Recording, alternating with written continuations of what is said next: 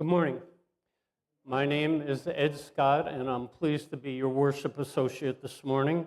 And on behalf of First Unitarian Universalist Church of Wilmington, Delaware, I welcome you to our online worship service this morning. For visual accessibility, I am a little over 6 feet tall, bald, wearing a dark suit with a blue shirt and a tie which is hopefully matching and full of different colored circles. All of you are welcome here this morning and the days ahead, no matter who you love nor where you are on your spiritual journey this morning. And if you're new to First U, I encourage you to fill out one of the contact cards that are in most of our pews so that you can receive our newsletter. And also, please check out our website, firstuuwilm.org. I also welcome this morning, in addition to Tracy, our music director, we have Miriam Priest-Benedict as our hymn leader, and Becca and Seth Hammonds to provide additional music for us this morning, and we look forward to your participation, and thank you. Our Soul Matters theme this month is cultivating curiosity. In our search for truth and meaning, I often wonder, what could be more intriguing than finding the wow or discovering the answer to the question, I wonder, what might happen? Do you ever wonder? I have one brief announcement this morning. After spending some time talking with one another and sharing over coffee or tea in Parish Hall this morning, I encourage you to join the Human Rights Task Force here in the sanctuary at 12 noon to hear how we can help with an emergency housing situation for a trans male. PFLAG, who has been working with this man, will share information about their resources for LGBTQ+ families and friends. So encourage you, if you're able to please join this important information session at 12 noon. And now, as is our custom, please turn to your left and wave to the camera to greet the folks who are joining us online this morning. And before you greet one another in the sanctuary, I just want to encourage you that this is an opportunity to practice reaching across the aisle. Now let us greet one another.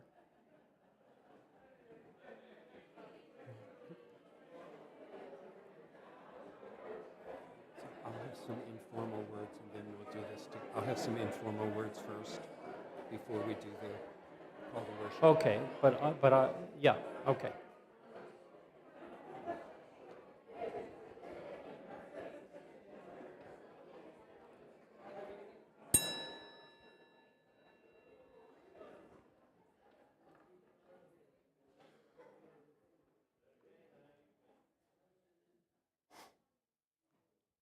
Now that wasn't so hard, was it? And now, let us prepare our whole selves for our search together this morning for that truth and meaning.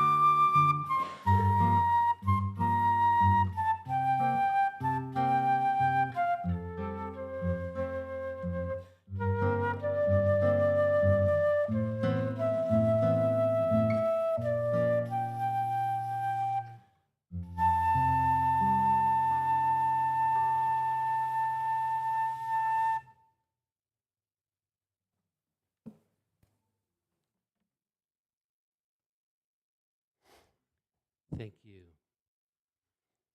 Good morning. I'm the Reverend Larry Piers, minister here at the First Unitarian Church of Wilmington.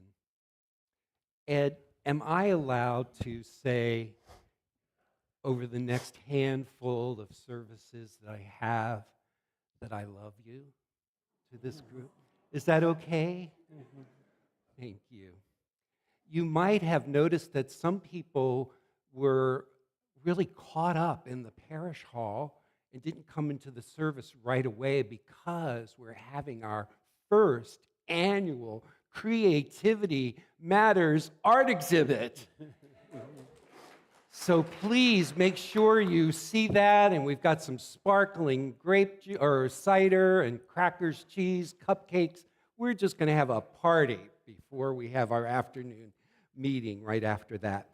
Nancy, would you mind standing? Because Nancy Pinson has been the guide of those creative, imaginative, and intrepid artists. Thank you, Nancy. So now, please join me in this responsive call to worship. You will say with me the response, and the words should appear on the screen, and we'll say it together. To everything, turn, turn, turn. There is a season, turn, turn, turn, and a time to every purpose under heaven. A time to be born, a time to die, a time to plant, a time to reap, a time to kill, a time to heal, a time to laugh, and a time to weep. To everything, turn, turn, turn. There is a season, turn, turn, turn, and a time to every purpose under heaven. A time to build up, a time to break down, a time to dance, a time to mourn, a time to cast away stones, and a time to gather stones together. To everything, turn, turn, turn. There is a season, turn, turn, turn, and a time to every purpose under heaven. A time of love, a time of hate, a time of war, a time of peace, a time you may embrace, a time to refrain from embracing. To everything, turn, turn, turn. There is a season, turn, turn, turn, and a time to every purpose under heaven. A time to gain, a time to lose, a time to rend, a time to sow, a time of love, a time of hate, a time of peace. I swear, it's not too late. To everything, turn, turn, turn. There is a season, turn, turn, turn, a time to every purpose under heaven.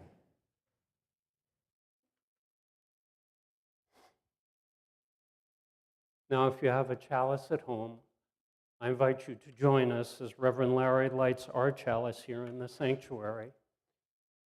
And hear now the words from Reverend Tess Baumberger, enhanced with possibility. We gather as a community of spiritual seekers, always ready to awaken each other's curiosity in this beautiful, challenging, and complex world. May we enter our worship today with open minds and warm hearts, entranced with the possibility of healing, of hope, of transformation, of justice. Come. And please rise in body or in spirit for the singing of hymn number 92, Mysterious Presence, Source of All, and remain standing afterwards to join together in our unison affirmation.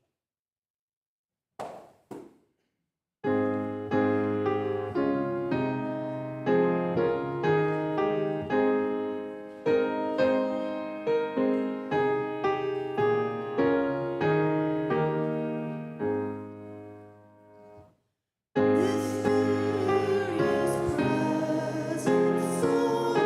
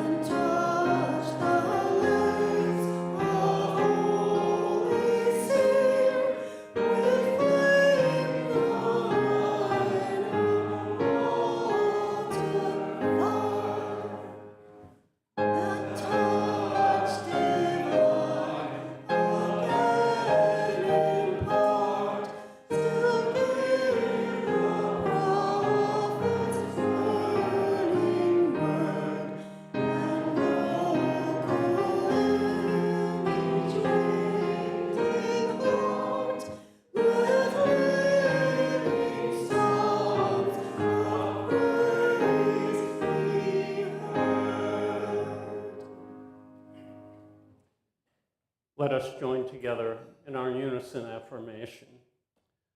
First Unitarian Church of Wilmington is a beloved community that nourishes minds and spirits, fights injustice, and transforms the world through loving action. You may be seated.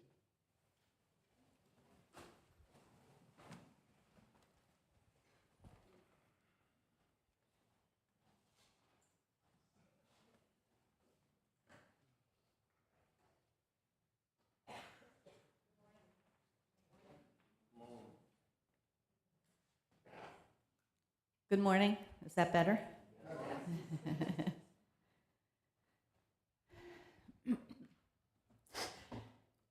Dying for freedom isn't the worst thing that can happen. Being forgotten is. That's a quote from Georgie Carter Cal, the mother of posthumous Medal of Honor recipient, Private First Class Bruce W. Carter, U.S. Marine Corps, Florida. On this Memorial Day weekend, we must do more than have picnics and hang flags. Let's truly think about those who've made the ultimate sacrifice to preserve the freedoms that we have. One way is to visit a Gold Star Memorial Monument, of which there is one right here in Newcastle County. Let's learn a bit about them, starting with this short video.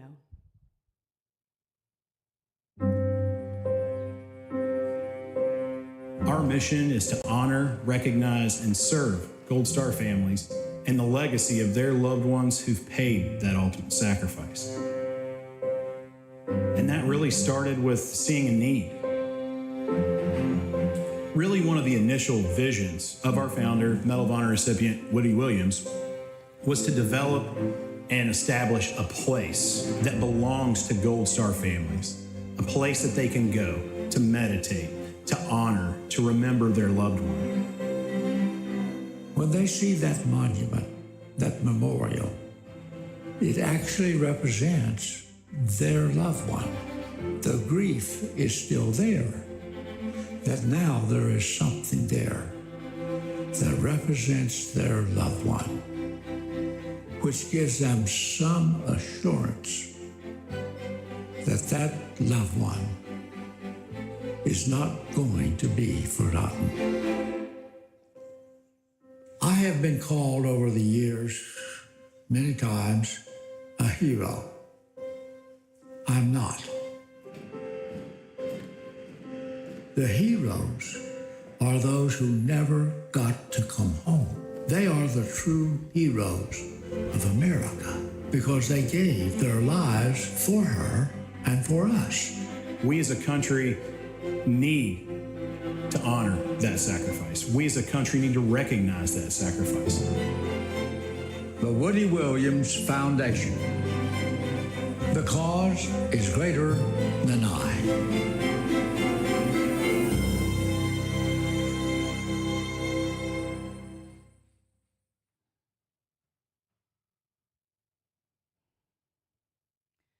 The Wilmington, Delaware Gold Star Family's Memorial Monument was dedicated on November 11th, 2018. To date, Woody's Foundation is responsible for establishing 155 Gold Star Family Memorial Monuments across the United States, with more than 48 additional monuments underway in 50 states and 1 U.S. territory. The Wilmington, Delaware Gold Star Family's Memorial Monument was dedicated November 11th, 2018. The first panel has the inscription, "The heritage and patriotism of the state of Delaware is depicted in the first panel. It's the site of Delaware's annual Memorial Day service." The second panel represents the loss born of our Gold Star families and the silent scars of war. The third panel represents the inspiration and courage of our armed forces. The fourth panel represents the honor and remembrance paid to our fallen and the brotherhood forged of three friends who now rest side by side. Erected by Vietnam Veterans of America, Chapter 83 Gold Star Program, the Wilmington, Delaware Gold Star Families Memorial Monument Committee, the Delaware River and Bay Authority, and the Herschel Woody Williams Medal of Honor Foundation, and generous support of the community. In addition to memorials, the foundation offers various support programs aimed at assisting Gold Star families. This includes scholarships and events that honor their loved ones. The Woody Williams Foundation plays a crucial role in fostering community awareness and healing for families who have experienced loss due to military service. By creating memorials and providing support, the foundation ensures that the sacrifices of these heroes are never forgotten. I'll bet you didn't know that there are at least 8 other memorial markers within walking distance of the Gold Star Family Memorial Monument. They are not 10 miles from here in the Delaware Veterans Memorial Park in Newcastle. Information about them is found on the flyer that is by the door, and we ask the ushers to hand them out as people leave so you can refer to these. Another way of honoring and remembering our heroes and loved ones is to place their name on a virtual wall of remembrance at the foundation website, and anyone is welcome to do so. That information is also on your flyer. Here at First U today, we want to remember and honor those we personally know who gave the ultimate sacrifice for us and our country.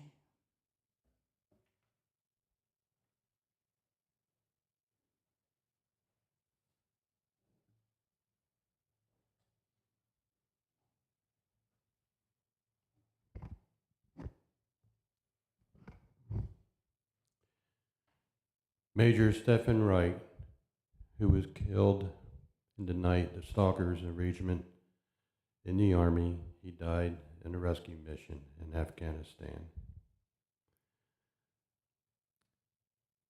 Pete Conrad died in Vietnam as a beloved brother and friend.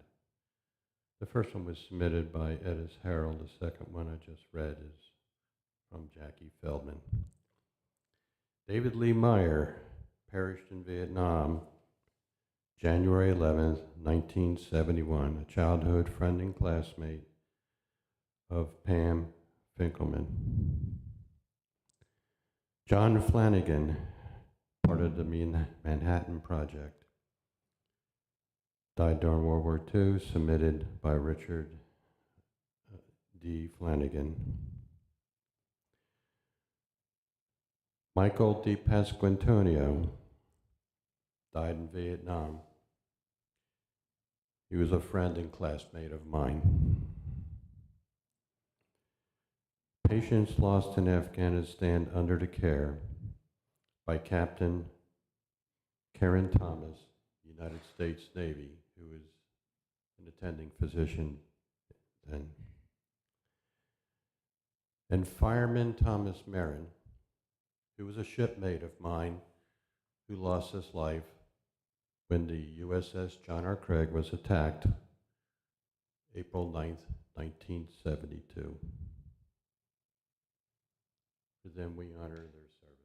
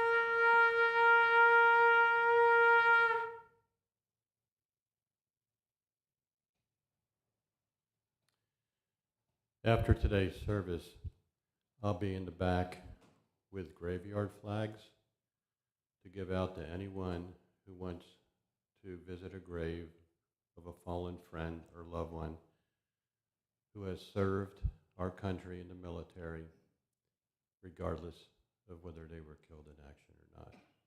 We honor their service too.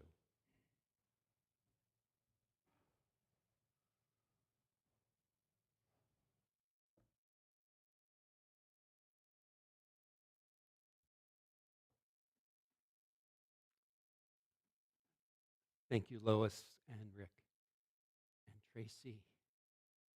Your versatility just continues to astound me.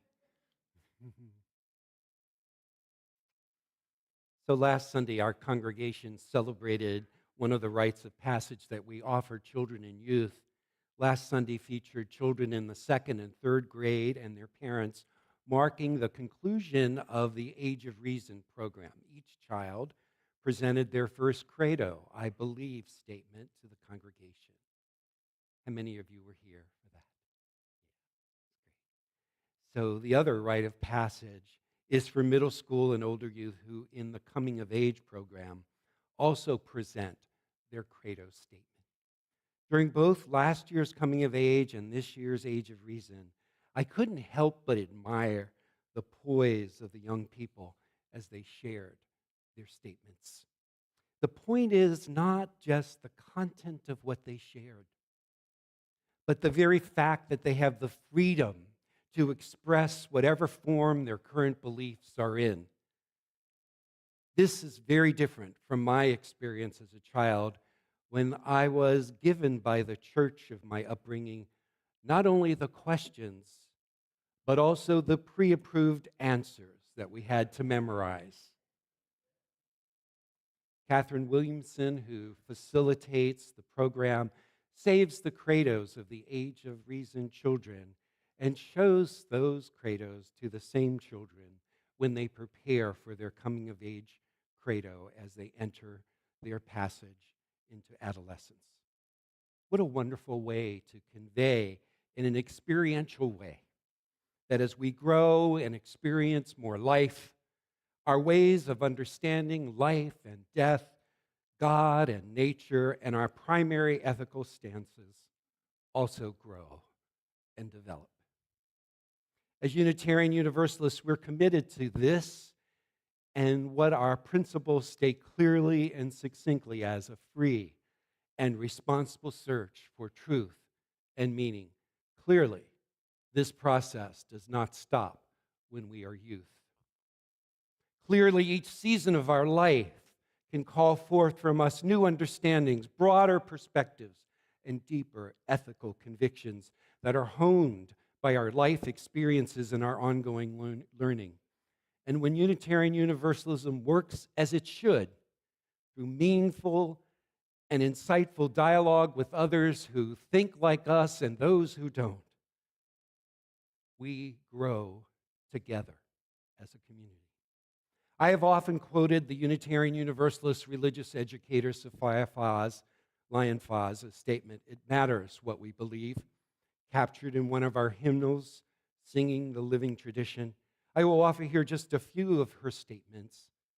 She writes, "Some beliefs are like blinders, shutting off the power to choose one's own direction, and other beliefs are like gateways, opening wide the vistas for exploration."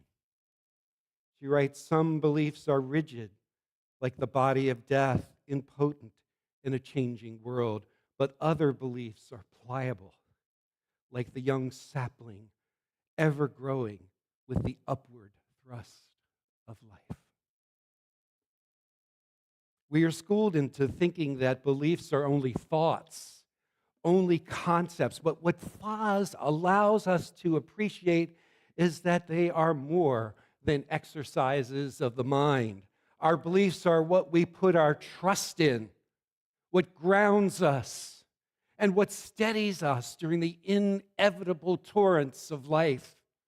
In other words, beliefs are more than the words that we use to express them. They are the convictions that we express in our day-to-day actions, in our lives, in our relationships, and in our demanding world. Now, you have heard me time and again, or every now and then I should say, go into a mini tirade about that tired, lazy, inaccurate statement some Unitarian Universalists who haven't done their homework say. Let me repeat it so that we can name that misrepresentation out loud. It sounds something like, as Unitarian Universalists, you can believe anything you want. Don't get me started. Now, whenever I would say, don't get me started in a class or something, when I was clearly wound up by something, the students would sometimes chime in right after with me, well, you've already started. Let's give that a try so I don't feel like I've lost my touch. Don't get me started, and you say, well, you... Great. Many of us are attracted by the freedom that our liberal religions provide. We are satisfied by the smorgasbord of sources that our religious path provides, and still, we have to each eventually put something on our plate as we go through that smorgasbord.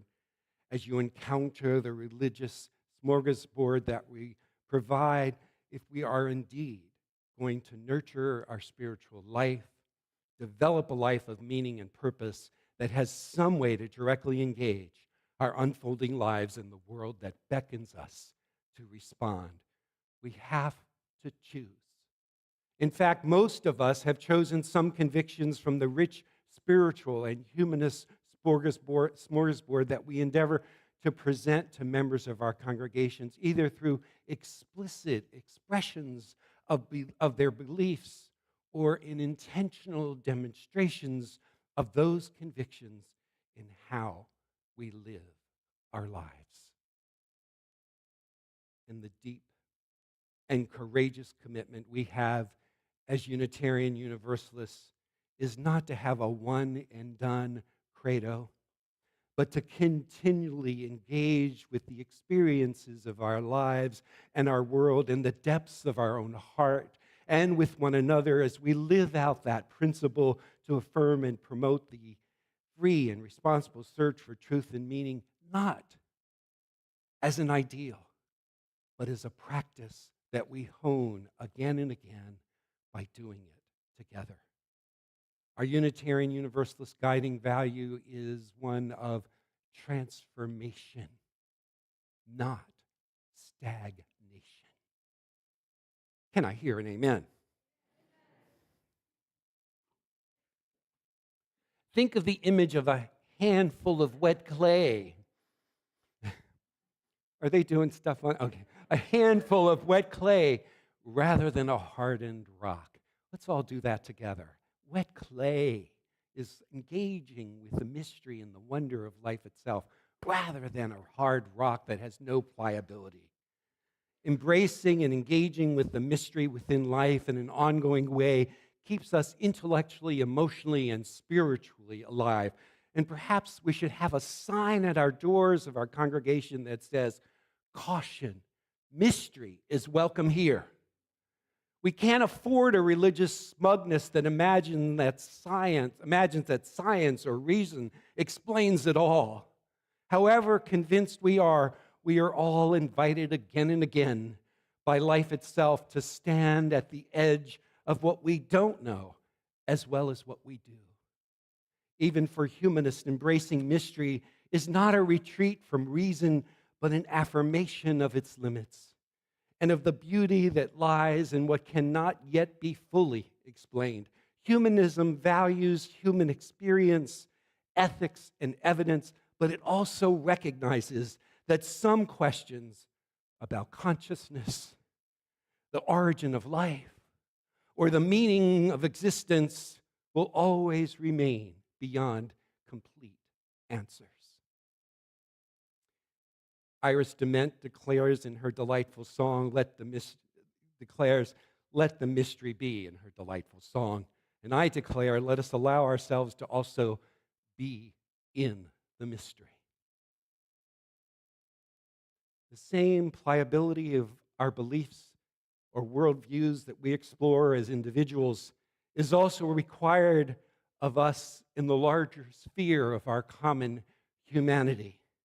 As a culture, there have been significant shifts in the worldviews, but we haven't always caught up with them in our cultural or religious expressions.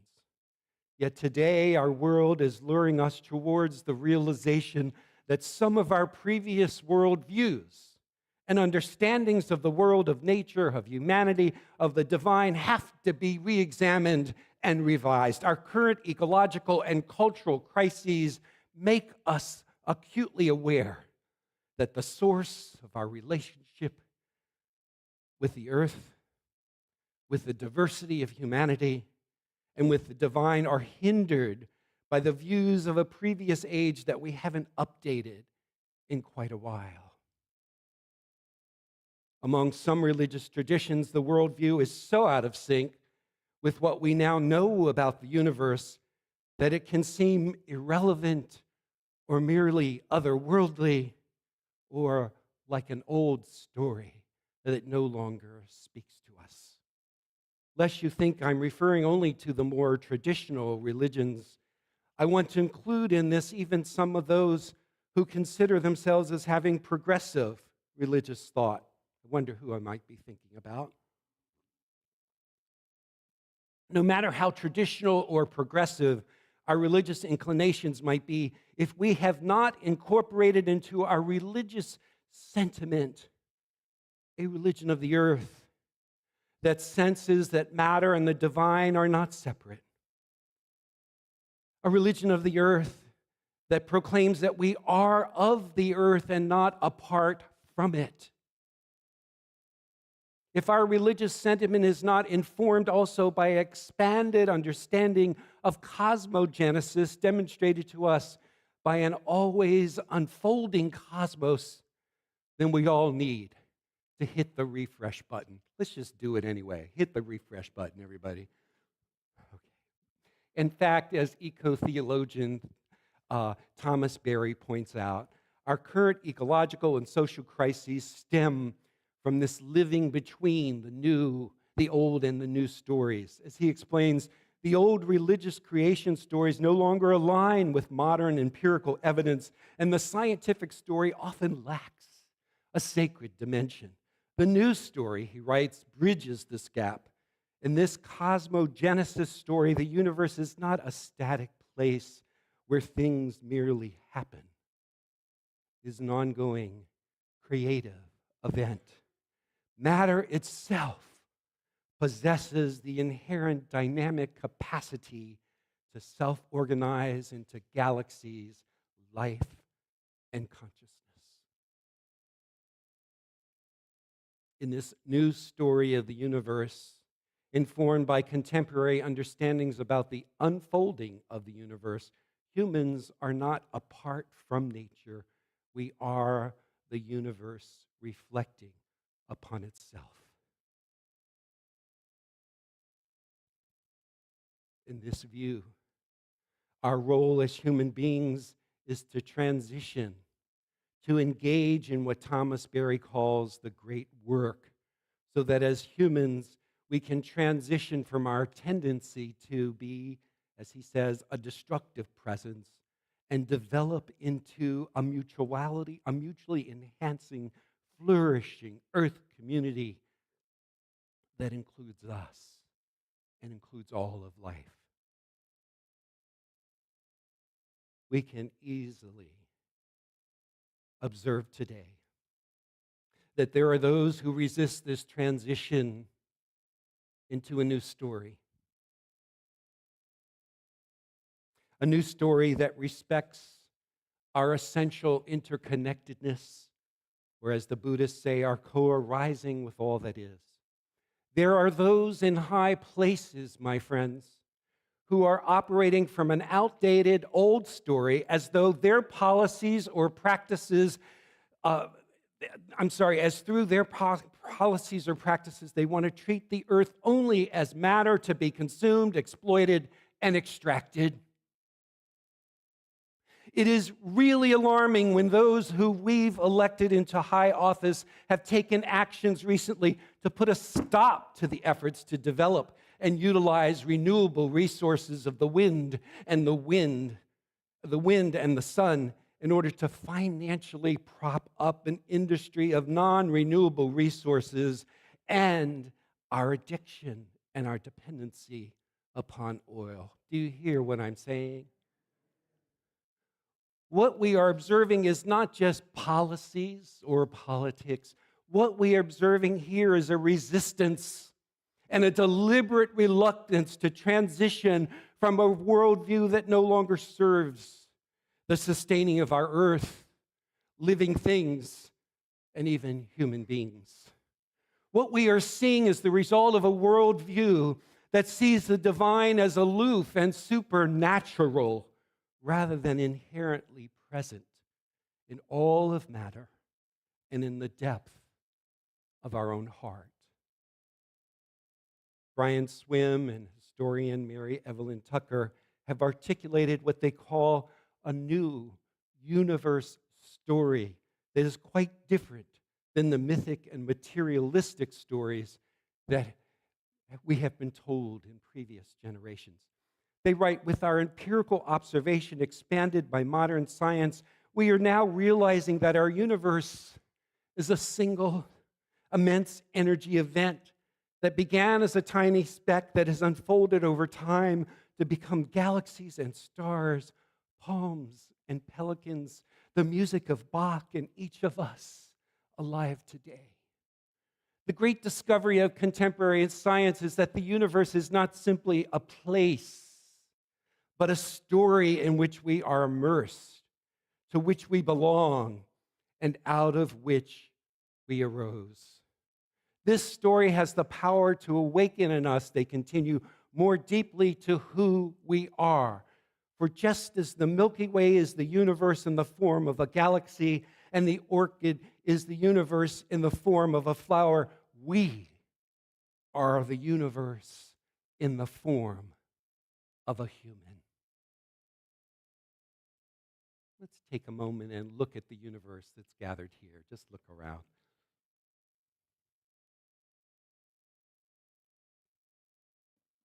And every time we are drawn to look up into the sky night and reflect on the awesome beauty of the universe, we are actually the universe reflecting on itself.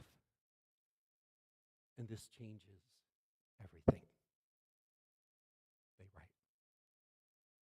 Ilio de Leo, in her intriguing exploration of the writings of the paleontologist and Jesuit priest Teilhard de Chardin, and the depth psychologist Carl Jung, in her book The Not Yet God, articulates an understanding that we are entering what she calls a new second axial period, different from the first axial period. A new story, different than the old story, would be another way to talk about it. Axial spirituality, that old story, began breaking ties in a profound way, she says, with both the collective identity and with the earth, and at the same time, with a new emphasis on the individual and the transcendent, the models of salvation or alignment that emerged began to look a lot like escape. A profound sense that something was wrong with this world began to dominate the spiritual landscape, whether it was understood as fallenness into sin in the West or suffering and samsara in the East. Something was wrong, and the ultimate goal was to get out of here, to attain to the heavenly prize, or to escape the cycle of death and rebirth. This sense of exile, she writes, has been a deep undercurrent in human spirituality ever since.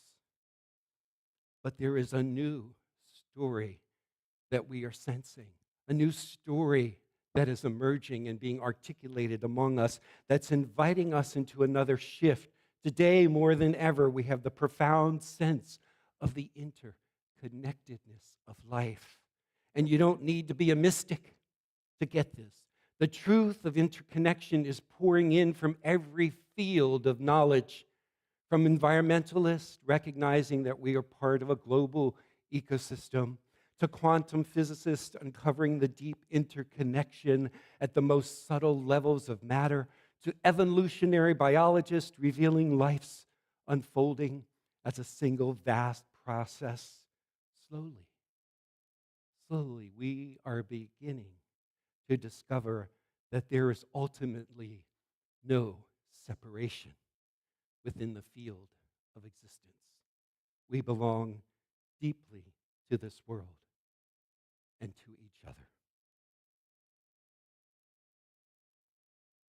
This sensibility is more than a way of thinking. It is a way of experiencing what sometimes arises unexpectedly in our life, not as an exercise in thought, but as an encounter with wonder, an encounter with mystery, an encounter with life itself and all of its wonder and mystery. Many of us could illustrate this as we tell our own stories of this kind of encounter. I'm going to share just a brief story from the well-known experience of Thomas Merton.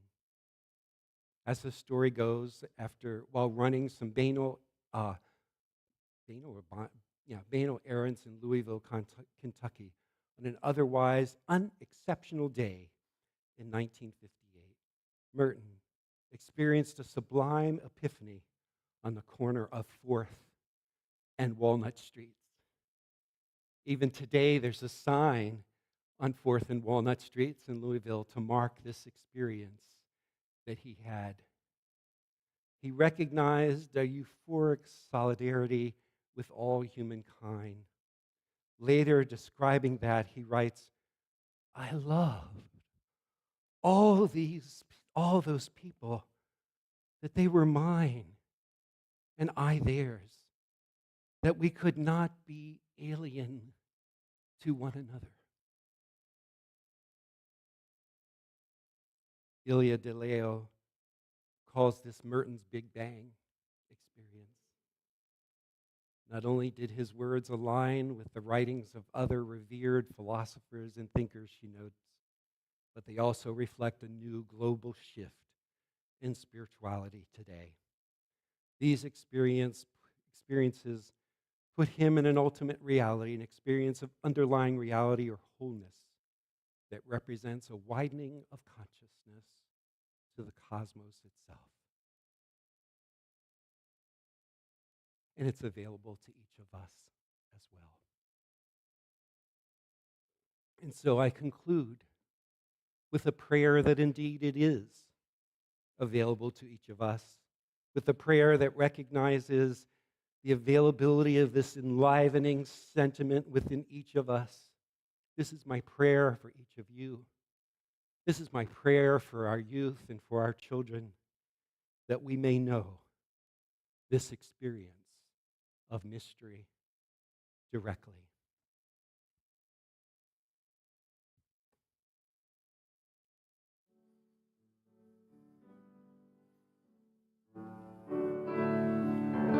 Oh, mystery, you are life. I feel you all around. You are the fire in my heart. You are the holy sound. You are all of life, and it is to you that I sing. Oh, grant that I may feel you always in everything. Oh, grant that I may feel you always in everything.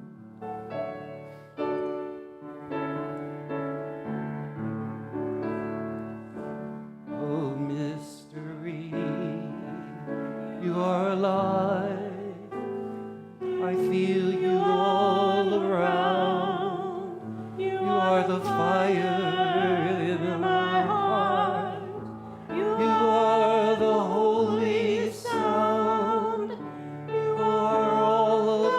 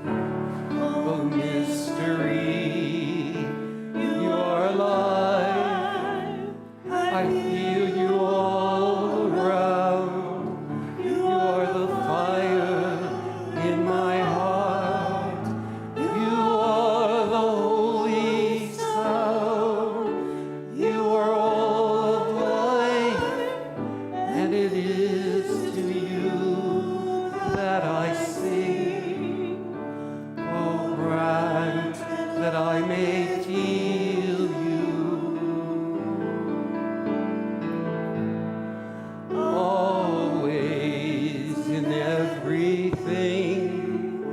Oh, grant that I may feel you always and everything.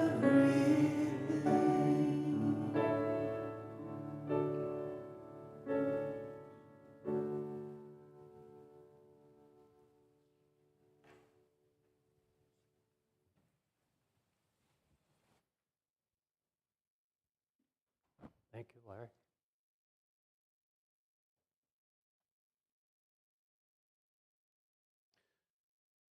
A few months ago, Reverend Larry spoke to us about meeting the moment. And that prompted me to think about how many ways there are to meet the moment, which may be defined differently for you than it is for me. However, it also led me to consider, how am I meeting the moment? And is my stewardship supporting this community, helping this community to meet the moment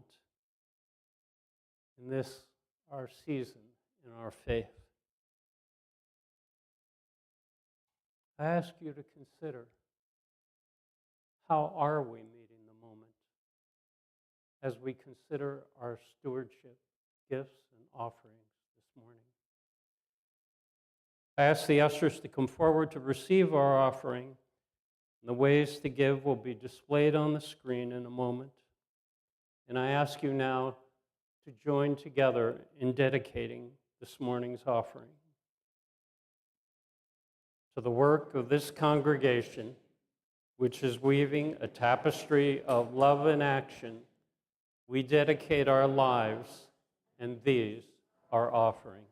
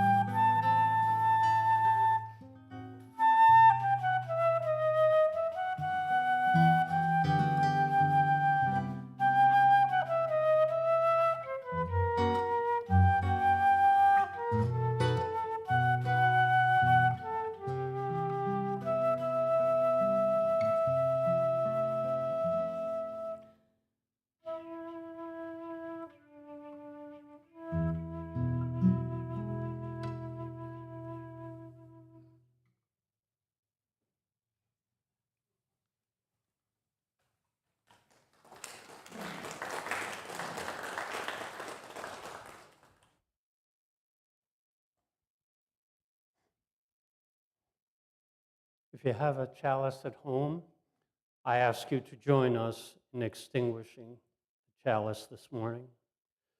And listen to the words of Reverend Tandy Rogers. Let your spirit be surprised. May your wonder be bigger than your fear.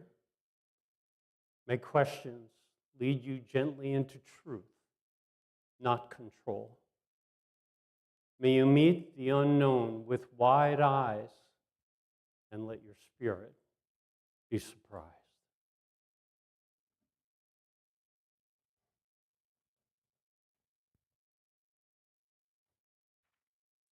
Thank you, Ed. Thanks for the lovely music provided today.